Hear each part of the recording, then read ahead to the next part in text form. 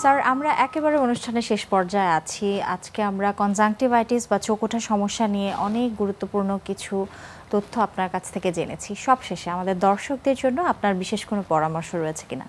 বিশেষ পরামর্শ হলো চোখ যদি লাল হয় প্রথমেই দেখতে হবে যে ব্যথা আছে নাই।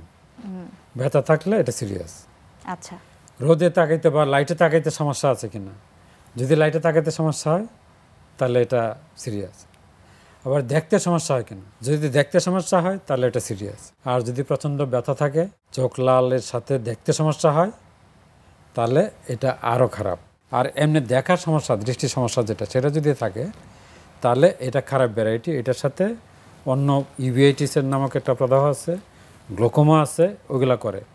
সুতরাং এটা খেয়াল রাখতে হবে যে ব্যথা আছে কিনা, লাইটে তাকাইতে অসুবিধা হয় কিনা, আর দেখতে সমস্যা আছে কিনা। স্যার অনেক অনেক ধন্যবাদ আমাদের অনুষ্ঠানে আসবার জন্য। ধন্যবাদ।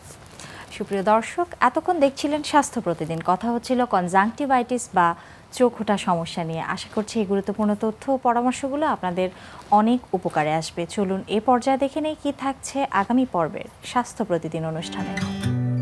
3 ভাবে আসলে হেয়ার ট্রান্সপ্ল্যান্ট হয়। আগে যেটা হতো যে এফইউটি, যে ফলিকুলার ইউনিট ট্রান্সপ্ল্যান্ট যেটা আমরা করতাম, ওটা হচ্ছে আপনার পিছন থেকে, আপনার স্ক্যাল্পের পেছন থেকে একটা স্ট্রিপের মতো, স্ট্রিপ মেথডও বলা হয় এটাকে, স্ট্রিপের মতো কেটে নিয়ে ওখান থেকে আমরা ফলিকুলটা আলাদা করে ওটা ট্রান্সপ্ল্যান্ট করা হতো আপনার ফ্রন্টে যেই জায়গাটায় বাল্ডনেস আছে।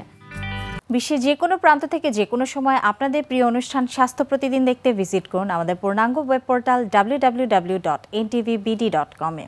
এছাড়াও এনটিভির জনপ্রিয় সব অনুষ্ঠান ও খবরের আপডেট পেতে ভিজিট করুন আমাদের ইউটিউব ও ভেরিফাইড ফেসবুক পেজে। আজ এখানে বিদায় নিচ্ছি, আবারও দেখা হবে। সে পর্যন্ত সবাই ভালো থাকুন, সুস্থ থাকুন এবং নিরাপদে থাকুন।